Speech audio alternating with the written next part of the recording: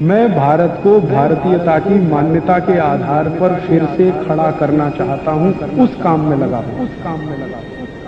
सबसे पहला नियोजन, संस्कारी बच्चा अगर चाहिए, प्रतापी बच्चा चाहिए, आपको समाज कर्मी चाहिए, धर्मनिष्ठ चाहिए, राष्ट्र प्रेमी बच्चा चाहिए, तो सबसे पहला नियोजन संयम पालना पड़ेगा। ये सबसे पहला नियोजन। बिना संयम के अच्छे बच्चे नहीं हो सकते, तो संयम आपको अपने जीवन में रखना पड़ेगा। और वो संयम रखने का तरीका क्या है? संयम रखने का बहुत सरल तरीका है, ज्यादा समय ब्रह्मचर्य का पालन करना। ब्रह्मचर्य संयम पालने का सबसे बड़ा तरीका है, सबसे आसान तरीका, ये ब्रह्मचर्य का पालन करना। अभी मेरा जो फिजियोलॉजी और एनाटॉमी का अभ्यास है, विज्ञान का जो अभ्यास है, उस अभ्यास के हिसाब से मैं एक जानकारी देना चाहता हूं। इस जानकारी को आप गंभीरता से सुने, स्वीकार करें। स्त्री के लिए संयम पालना बहुत आसान है, पुरुष के लिए नहीं। माने क्या है, ब्रह्मचर्य का पालन किसी स्त्री को करना हो तो वो बहुत आसानी से कर सकती है, पुरुष के लिए ये संभव नहीं होता। क्यों? इसलिए कि ईश्वर ने स्त्री का शरीर ऐसा बनाया है जो पुरुष से ज्यादा अच्छा है क्वालिटी में। कुछ ऐसे हार्मोन्स हैं, कुछ ऐसे केमिकल्स हैं जो स्त्री शरीर में ही हैं, पुरुष शरीर में नहीं है। और वही हार्मोन स्त्री को ब्रह्मचर्य पालन करने में मदद करते हैं। तो स्त्री को ब्रह्मचर्य पालना अगर करनी है तो वो उसके लिए बहुत सहज है, सरल है, बहुत आसान है।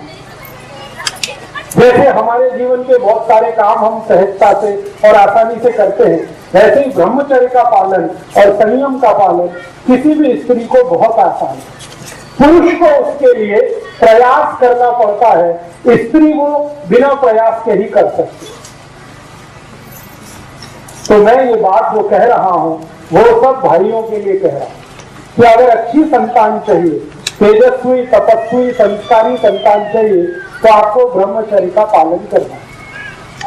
अब ब्रह्मचर्य का पालन करना है तो इसका मतलब क्या है? इसका मतलब सीधा सा ये है कि आप अपने जीवन का थोड़ा ऐसा नियोजन करो जिसमें ज्यादा आपको स्त्री के साथ संसर्ग ना करना पड़े।